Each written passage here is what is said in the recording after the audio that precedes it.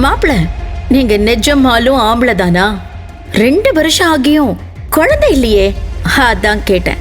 உடம்புல எதுவும் ப்ராப்ளம் இருக்கா என்று கேட்க அங்கே பாத்திரம் கழுவி கொண்டிருந்த ஹரிஷ் அதிர்ச்சியில் அவரை முறைத்து பார்த்து கொண்டே நின்றான்.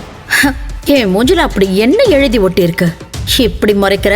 கல்யாணம் ஆகி 2 வருஷம் ஆகியும் வீட்டுக்குள்ளேயே கிடக்குற. வேலை வெட்டிக்கு போறவன் தான் ஆம்பளை. என் பொண்ணை பாத்துக்கிறதும் இல்லாம உன்னை வேற நான் பாத்துக்கணுமா? எல்லாம் என்ன ஜென்மமோ என்று கத்திக்கொண்டே மற்ற பாத்திரங்களையும் அவன் கழுவுவதற்காக சிங்கிற்குள் போட்டார் திலகா. அத்தை, என்ன வேலை இருந்தாலும் சொல்லுங்க, செய்யறேன். சும்மா எதுக்கு திட்டுறீங்க? எனக்கு தெரியும் நான் பணம் காசு இல்லாத பிச்சைக்காரன்னு. அது தெரிஞ்சுதான் உங்க பொண்ணு என்ன கல்யாணம் பண்ணா. இதை சொன்னவுடன் திலகா தனது அறைக்கு சென்று கோபமாக கதவை மூடிக்கொண்டார். ஆனால் ஹரிஷ் இதையெல்லாம் கேட்டுக்கொண்டு தன் விதியை நினைத்து மனதுக்குள் புலம்பிக் கொண்டிருந்தான்.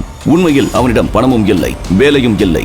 ஏன், அவன் மனைவி சந்தனா தான் அவனுக்கு உழைத்து கொட்டுகிறாள். இதையெல்லாம் நினைத்து பார்த்து கொண்டிருக்கும் போதே அவனது மனைவி சந்தனாவும் அவளது தோழி தர்ஷினியும் வந்தனர். சந்தனாவின் முகத்தை பார்த்த மறுநொடியே அவனுக்கு இருந்த அனைத்து கவலைகளும் பறந்தன. அவளுக்கு உடனே சூடாக ஒரு ஃபில்டர் காஃபி ஒன்றை கொண்டு வந்து கொடுத்தான். அப்போது அங்கு அமர்ந்திருந்த தர்ஷினி, ஓ, அம்பானி சாரா? என்ன சார், வீட்ல எல்லாம் நல்லா இருக்காங்களா? வீட்டு வேலை எல்லாம் முடிஞ்சுச்சா? நீ எப்படி சந்தனாவை கல்யாணம் பண்ண? அவ பெரிய கம்பெனியோட மேனேஜர், நீ ஒண்ணும் இல்லாத பிச்சைக்கார. எப்படி நீ அவளை கரெக்ட் பண்ண? சொல்ல என்று அவள் கேட்க ஹரிஷுக்கு கோபத்தில் கை நடுங்க ஆரம்பித்தது. ஆனால் ஏழையின் கோபம் ஒன்றுக்கும் ஆகாது என்று அமைதியாக நின்றான். அவன் கோபமாக இருப்பதை பார்த்த சந்தனா அவனை உள்ளே போ என்பது போல் சைகை செய்தாள். ஹரிஷ், நீ ரூமுக்கு போ, ரிலாக்ஸா இரு, ஜஸ்ட் சில், வேலையெல்லாம் செஞ்சது போதும் என்று சந்தனா சொன்னதும் சில நொடிகள் அவளை பார்த்துவிட்டு தனது அறைக்கு சென்றான். நானும் பாக்குறேன் எவ்வளவு நாள் தான் அவன் எந்த வேலைக்கும் போகாம நீ வீட்லயே வச்சுக்கிறேன்னு. அப்படியெல்லாம் சொல்லாத தர்ஷினி. அவனுக்கு வேலை இல்லைன்னு தெரிஞ்சுதான் நான் கல்யாணம் பண்ணேன். எனக்கு இப்ப இருக்கிற கவலை அது கிடையாது. நான் கல்யாணம் பண்ணிக்கிறப்போ இருந்த ஹரிஷ் இவன் கிடையாது. அப்பெல்லாம் எப்பவுமே சந்தோஷமா இருப்பான். ஆனா இப்ப ரொம்ப சேஞ்ச் ஆயிட்டான். நடுவுல என்ன நடந்துச்சுன்னு எனக்கு தெரியல. நானா போய் கேட்டு சங்கடப்படுத்த வேண்டான்னு அமைதியா இருக்கேன். நீ கூட அப்படிதான், முன்ன மாதிரி இல்ல. எப்பவுமே சிரிச்சுக்கிட்டு இருப்ப. ஆனா ஹரிஷ கல்யாணம் பண்ணதுல இருந்து எப்பவாவது தான் சிரிக்கிற. இந்த மாதிரி ரிலேஷன்ஷிப் வேணுமா? இது 21st century. இன்னும் அந்த காலத்து ஆன்டிங்க மாதிரி பிஹேவ் பண்ணாத. பேசாம உன் பிச்சைக்காரன் புருஷனை டைவர்ஸ் பண்ணி வெளியே அனுப்பிவிடு. அதெல்லாம் இருக்கட்டும்டி. எனக்கு இப்போ ஒரே தலைவலிதான். கம்பெனில எப்பவுமே ஆகாத லாஸ் இப்போ ஆயிடுச்சு. அதை சரி பண்ண 50 கோடி ரூபாய் வேணும். அதுவும் இந்த வாரத்திலேயே நான் அரேஞ்ச் பண்ணணும். என்ன பண்ண போறேன், யாரை இன்வெஸ்ட் பண்ண வைக்க போறேன்னு சுத்தமா ஐடியாவே இல்ல. சந்தனா, உனக்கு நம்ம கிளாஸ்மேட் பாலாவன் ஞாபகம் இருக்கா? இந்தியாவோட நம்பர் 1 மீடியா கம்பெனி தியானா மீடியால மேனேஜரா ஒர்க் பண்ணிட்டு இருக்கான். வேணும்னா அவன்கிட்ட ஏதாச்சும் ஹெல்ப் கேட்கலாம்ல. அவனா என்று தயங்கியவாறே தர்ஷினியை சந்தனா கேட்டாள். சிறிது யோசித்தவள், சரி ஆனதாச்சு, அவன்கிட்டயும் கேட்டு பார்க்கலாம். பாலா என்கிற பெயரை கேட்டவுடனே ஹரிஷுக்கு எரிச்சலாகிவிட்டது. ஏனென்றால் அவன் பெண்களை போகப் பொருளாக பார்ப்பவன். ஏதாவது ஒரு பெண்ணின் மீது அவனது பார்வை விழுந்து விட்டால் அவளது வாழ்க்கை முடிந்து விட்டது என்று அர்த்தம். அதனால் அவனது பார்வை எங்கே சந்தனாவின் மேல் விழுந்து விடுமோ என்று நினைத்த ஹரிஷ் வேகமாக சந்தனாவிடம் வந்து, சந்தனா, நான் உனக்கு 50 கோடி ரூபாய் அரேஞ்ச் பண்ணி தரேன். இதுக்கு எதுக்கு அந்த பாலா கிட்ட எல்லாம் பேசணும் நீ? ஹலோ அம்பானி சார், 50 கோடி கொடுப்பீங்களா? 50 ரூபாய் கூட கொடுக்க உங்களுக்கு வக்கு இல்ல. அதையே உங்க பொண்டாட்டி கிட்ட தான் கேப்பீங்க. ஹரிஷ், நீ இத பத்தி கவலைப்படாத. நான் எப்படியாவது அரேஞ்ச் பண்ணிக்கிறேன். அவ்வாறு சந்தனா கூறியதும் என்ன சொல்வது என்று தெரியாமல் தர்ஷினியை ஒருமுறை முறைத்து பார்த்துவிட்டு வீட்டை விட்டு வெளியே சென்றான் ஹரிஷ். காலையில் தனது மாமியார் தன்னை ஆம்பளையா என்று கேட்டது தர்ஷினி பிச்சைக்காரன் என்று அசிங்கப்படுத்தியது. கஷ்டத்தில் இருக்கும் தனது மனைவிக்கு எந்த விதமான உதவியும் செய்ய முடியாத நிலையில் இருப்பது என்று அனைத்தையும் நினைத்து பார்த்து கொண்டே ரோட்டில் நடக்க அவனை அறியாமல் அவன் கண்களில் இருந்து கண்ணீர் அருவி போல் கொட்டியது. அப்பொழுது கடந்த 2 வருடங்களாக சந்தனாவிடம் கூட சொல்ல முடியாத சில ரகசியங்கள் அவன் மனதில் வந்து சென்றன. அவன் எவ்வளவோ முறை சந்தனாவிடம் சொல்ல நினைத்தும் ஏதோ ஒரு காரணத்தால் ஒவ்வொரு முறையும் அதை அவனால் அவளிடம் சொல்ல முடியாமல் போனது. அந்த ரகசியத்தை இப்போது நினைத்துக் கொண்டே தான் அக்கவுண்ட் வைத்திருக்கும் வங்கிக்கு கால் செய்தான். சார், என் அக்கௌண்ட்ல எவ்வளவு பேலன்ஸ் இருக்குன்னு சொல்ல முடியுமா? உங்க பேர்? ஹரிஷ். உங்க கார்டோட லாஸ்ட் 6 நம்பர் சொல்றீங்களா? 875324. ஐயோ சார், நீங்களா? எத்தனை தடவை சார் கால் பண்ணுவீங்க? வெறும் 20 ரூபாய் தான் சார் உங்க அக்கௌண்ட்ல இருக்கு. சும்மா அடிக்கடி கால் பண்ணி உங்க டைம் வேஸ்ட் பண்றது மட்டும் இல்லாம எங்க டைம் வேஸ்ட் பண்ணாதீங்க சார். எல்லாம் என் தலையெழுத்து. அக்கௌண்ட்ல ஒரு பைசா இருக்காது, உருப்படியா ஒரு வேலையும் கிடைக்காது. ஆனா நம்ம இவங்க கிட்ட எல்லாம் நம்மளை பத்தி மறைச்சு வச்சிருக்கிற ஒரு பெரிய ரகசியம் இருக்கு. பட் அதை சொன்னா இவங்க யாரும் நம்பவும் மாட்டாங்க. சே, என்ன வாழ்க்கையோ என்று தன்னைத்தானே சலித்துக் கொண்டு பார்க்கில் அமர்ந்து ஏரியில் கற்களை எறிந்து கொண்டிருந்தான். அப்போது 2 வருடமாக அழைக்காத தாத்தாவிடமிருந்து போன் வந்தது. சொல்லுங்க தாத்தா, எங்கிட்ட இருந்து இன்னும் என்ன ஆக வேண்டியது இருக்கு? 2 ஆண்டுகளுக்கு பிறகு தாத்தாவின் அவசர அழைப்பை பார்த்து ஹரிஷ் அதிர்ச்சி அடைந்தான்.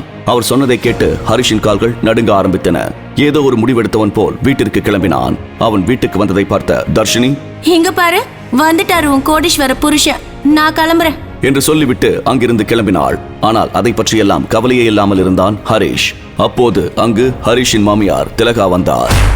ஹரிஷ், ஹரிஷ், எனக்கு கால் ரொம்ப வலிக்குது, நடக்க முடியல. நீ போய் எண்ணெய் கொஞ்சம் சூடு பண்ணி எடுத்துட்டு வரியா? தோ எடுத்துட்டு வந்துடுறேன் அத்தை என்று கூறிவிட்டு சில நிமிடங்களில் வந்தான். இந்தாங்க அத்தை, எங்க வைக்கட்டும்? எங்க வைக்கணுமா? என் காலுக்கு அப்புறம் யார் தேய்ச்சி விடுவா? அதையும் நானே படிக்கணுமா? ஐயோ அத்தை, வாங்க உங்க காலை கொடுங்க என்று சொல்லி மாமியாரின் காலுக்கு எண்ணெய் போட்டு தேய்த்து விட ஆரம்பித்தான். அப்போது தன் மனதுக்குள், ஏய் கிழவி, ஒரு நாள் நான் யாருன்னு தெரிய வரும், அப்ப வச்சுக்கிறேன். இது எல்லாத்தையும் நான் சகிச்சிட்டு இருக்கிறது சந்தனா ஒருத்திக்காக தான், இல்லைன்னா இங்க சீனே வேறையா இருக்கும் என்று தனக்குள் சொல்லிக்கொண்டு, முடிஞ்சிருச்சா அத்தை, நான் தூங்க போறேன். ஹரிஷ், ஒரு நிமிஷம் நில்லு. எதுக்கும் நீ ஆம்பளையா இல்லையாங்கிற அந்த மெடிக்கல் செக்அப் பண்றத பத்தி கொஞ்சம் யோசிச்சு பாரு என்று திலகா கூறியதும் தனது கைகளை கோபத்தில் முறுக்கினான் ஹரிஷ். அதற்குள் தனது ஹாலில் ஏதோ நடப்பதை உணர்ந்த சந்தனா ஹரிஷை வேக வேகமாக உள்ளே அழைத்தாள். ஹரிஷ், போதும், வா தூங்கலாம். என்று கூற ஹரிஷ் பற்களை கடித்துக் கொண்டே அங்கிருந்து நகர்ந்தான். மறுநாள் ஹரிஷ் மிகவும் சந்தோஷமாக எழுந்தான். இன்று அவன் தனது தாத்தா சண்முக ராஜேஸ்வரனை சந்திக்க திட்டமிட்டிருந்தான்.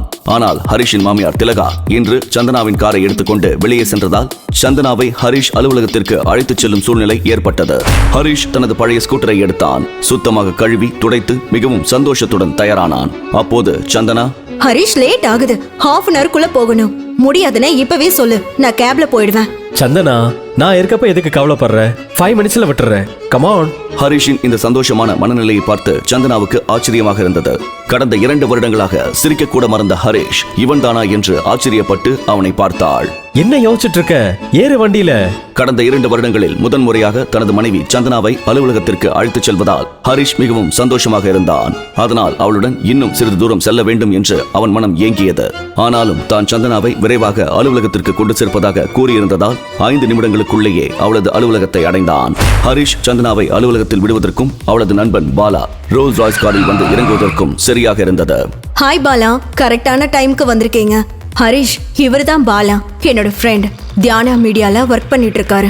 இவருதான் இப்போ என்னோட இன்வெஸ்டர். சந்தனா ஹரிஷுடன் அலுவலகத்திற்கு வந்திருப்பதை பார்த்து பாலாவுக்கு கோபம் வந்தது. அதனால் ஹரிஷை அவமானப்படுத்த வேண்டும் என்று நினைத்தான். ஹாய் சந்தனா, இன்னைக்கு நீ அப்பாயின்மெண்ட் கேட்கறதால தான் நான் வந்தேன். ஆல்சோ இன்னைக்கு நீ ரொம்ப அழகா இருக்க. பட் ஏன் நீ உன்னோட வேலைக்காரனை கூட்டிட்டு ஆஃபீஸ் வந்திருக்க? Anyway fine. உனக்கு ட்ரீம் லவர் நெக்லஸ் ரொம்ப பிடிக்கும்ல? தா, இது என்னோட சர்ப்ரைஸ் கிஃப்ட் ஃபார் யூ. உனக்காக தான் இதை நான் குவைத்துல இருந்து ஆர்டர் பண்ணி வாங்கிட்டு வந்திருக்கேன் என்று கூறி அந்த நெக்லஸை சந்தனாவிடம் கொடுத்தான் பாலா. அதை பார்த்த சந்தனா வாயடைத்து போனாள். ஆனால் ஹரிஷோ தன் மனதிற்குள், என்னையே டிரைவர்னு சொல்றியா? உனக்கு இருக்குடா என்று நினைத்துக் கொண்டே சந்தனாவின் அருகில் வந்தான் ஹரிஷ். இது ட்ரீம் லவர் நெக்லஸ் தானே? வாவ், இது இந்தியாவிலே ஒருத்தர்கிட்ட மட்டும்தான் இருக்கு. அது மட்டும் இல்லாம உலகத்திலேயே இந்த ட்ரீம் லவர் நெக்லஸ் வெறும் 8 பேர்கிட்ட தான் இருக்கு. இதை நம்ம கண்ணால பாக்குறதே லக்கு தான். எங்க காமி, நானும் பாக்குறேன் என்று கூறிவிட்டு அந்த நெக்லஸை ஹரிஷ் எடுக்க கை தவறி கீழே விழுவது போல் அந்த நெக்லஸை கீழே போட்டான் ஹரிஷ். அந்த நெக்லஸில் இருந்த வைரக்கற்கள் தூள் தூளாகின. யூ இடியட், வாட் த ஹெல், முட்டாள். இதோட விலை என்னன்னு தெரியுமாடா பிச்சைக்கார பயல? கோவப்படாத பாலா, உனக்கே தெரியும் ஒரிஜினல்னா இந்த மாதிரி தூள் தூளா ஆகாதுன்னு. ஆக்சுவலி இது வெறும் காப்பி தான். இதை கொடுத்து சந்தனாவை ஏமாத்தலாம் நினைக்கிறியா? என்று ஹரிஷ் சொன்னதை கேட்டு கோபமடைந்த பாலா விருட்டென்று தனது காரை எடுத்துக்கொண்டு அங்கிருந்து கிளம்பினான். சந்தனாவோ 50 கோடி முதலீடு போய்விட்டதே என்ற கோபத்துடன் ஹரிஷை பார்த்தாள். ஏன் ஹரிஷ் இப்படி பண்ண? நான் எப்படியாவது அந்த பாலாவை கன்வின்ஸ் பண்ணி 50 கோடி ரூபாய் இன்வெஸ்ட் பண்ண வைக்கலான்னு பார்த்தேன். எல்லாத்தையும் இப்ப நீ ஸ்பாயில் பண்ணிட்ட. நீ என்ன பண்ணுவியோ ஏது பண்ணுவியோ எனக்கு தெரியாது. நேத்து நீ சொன்ன மாதிரி 50 கோடி ரூபாய் இன்வெஸ்ட் பண்றதுக்கு யாரு ரெடியா இருக்காங்களோ அவங்கள தேடி கூட்டிட்டு வா. அதுவும் உனக்கு 24 ஹார்ஸ் தான் டைம். அப்படி நீ கூட்டிட்டு வந்து இன்வெஸ்ட் பண்ண வைக்கலனா கம்பெனி பேங்க்ரப்ட் ஆயிடும். அப்புறம் நானும் உங்க கூட சேர்ந்து வீட்டுல பாத்திரம் தான் தேய்க்கணும். அதை பத்தியெல்லாம் நீ கவலைப்படாத, நான் பாத்துக்கிறேன். நீ போய் நிம்மதியா வேலையை பாரு சந்தனா என்று கூறிவிட்டு யாருக்கும் தெரியாமல் அங்கிருந்து மாயமானான் ஹரிஷ். அவன் எங்கு சென்றான், யாரை பார்க்க சென்றான் என்று அவனது மனைவி சந்தனாவுக்கும் கூட தெரியாது. தனது வேலைகளை முடித்துவிட்டு ஹரிஷ் வீட்டுக்கு மிகவும் களைப்பாக வந்தான். அவனை பார்த்த மாமியார் திலகா மீண்டும் அவனை திட்ட ஆரம்பித்தார். ஒரு வேலை வெட்டிக்க கூட போறதில்ல, ஆனா எப்ப பாரு பெரிய லாடு மாதிரி பூர சுத்துறது என்று கூற அதை கண்டுகொள்ளாமல் ஹரிஷ் அனைத்து சமையல் வேலைகளையும் முடிக்க சந்தனா மிகவும் களைப்பாக வீட்டுக்குள் நுழைந்தாள். 50 கோடி ரூபாயை எப்படி புரட்டப் போகிறோம் என்பதை நினைத்து மிகவும் கவலையுடன் இருந்தாள். அதுவும் இன்னும் 24 மணி நேரத்துக்குள் எவ்வாறு அந்த தொகையை புரட்டுவது என்பதை எண்ணி மிகவும் வருத்தப்பட்டாள். ஹரீஷ், அந்த 50 கோடி ரூபாய் என்னாச்சு? காலையில வந்தவனையும் துரத்தி விட்டுட்ட என்று அவள் கூறி முடிப்பதற்குள் ஹரிஷ் தனது பிளாக் கார்டை எடுத்து சந்தனாவிடம் தந்தான். எடுத்துக்கோ சந்தனா, இதுல 50 கோடி ரூபா இருக்கு. பாஸ்வேர்டு உன்னோட டேட் ஆஃப் பர்த் என்று கூறி சந்தனாவிடம் அந்த கார்டை கொடுக்க அவள் அவனை நம்பாமல் முறைத்து பார்த்தாள். ஹரீஷ், என்னை வச்சு காமெடி கிமெடி ஒன்னும் பண்ணலையே. நான் கேட்டது 50 கோடி ரூபாய், 50 ரூபாய் இல்ல. இல்ல சந்தனா, இதுல நான் எப்படி விளையாடுவேன்? உங்ககிட்ட கார்டு ரீடர் இருக்குல்ல, அதுல ஸ்வைப் பண்ணி பாரு, அப்ப தெரியும். அதை கேட்ட சந்தனா உடனடியாக தனது அறைக்கு சென்று தான் வைத்திருந்த கார்டு ரீடரை எடுத்து அந்த கார்டை ஸ்வைப் செய்து பார்த்தாள். அதில் அக்கவுண்ட் ஹோல்டர் என்ற இடத்தில் ஹரிஷின் பெயர் இருந்தது. அக்கவுண்ட் பேலன்ஸ் என்ற இடத்தில் 50 கோடி என்று இருந்தது. அதை பார்த்தவுடன் அதிர்ச்சியில் உறைந்து போய் நின்றாள் சந்தனா. ஹரிஷிடம் எவ்வாறு அந்த 50 கோடி ரூபாய் வந்தது? ஹரிஷ் உண்மையிலேயே பணக்காரனா? அவன் பணக்காரன் என்றால் ஏன் ஏழை போல் நடித்து வீட்டோடு மாப்பிளையாக அத்தனை அவமானங்களையும் சகித்துக் கொண்டு வாழ வேண்டும்? ஹரிஷ் சந்தனாவிற்கு 50 கோடி ரூபாய் கொடுத்த விஷயம் வீட்டில் உள்ளவர்களுக்கு தெரிந்தால் அவனை இனி எவ்வாறு நடத்துவார்கள்? யாருக்கும் தெரியாத ஹரிஷின் இந்த ரகசிய வாழ்வின் மர்மம் என்ன? இந்த கேள்விகளுக்கெல்லாம் விடை தெரியணும்னா நீங்க சிம்பிளா ஒரு வேலையை செய்யுங்க. உங்க ஸ்கிரீன்ல தெரியுற இந்த ப்ளூ கலர் இன்ஸ்டால் பட்டன் மேல கிளிக் பண்ணுங்க. அங்க கிளிக் பண்ணின உடனே உங்க மொபைல் போன்ல பிளே ஸ்டோர் பேஜ் உங்களுக்கு தெரியும். இப்ப பாக்கெட் எஃப்எம் கீழே இருக்கிற இன்ஸ்டால் பட்டனை கிளிக் பண்ணுங்க. அப்புறம் ஓபன் பட்டன் மேல கிளிக் பண்ணி உங்க மொபைல் நம்பரோட பாக்கெட் எஃப்எம் ஆப்பை ரெஜிஸ்டர் பண்ணுங்க. இப்போ உங்களால பாக்கெட் எஃப்எம் ஆப்ல இருக்கிற அற்புதமான அத்தனை பிளாக் பஸ்டர் கதைகளையும் கேட்க முடியும். தாமதிக்காம உடனே டவுன்லோட் பண்ணி கேளுங்க.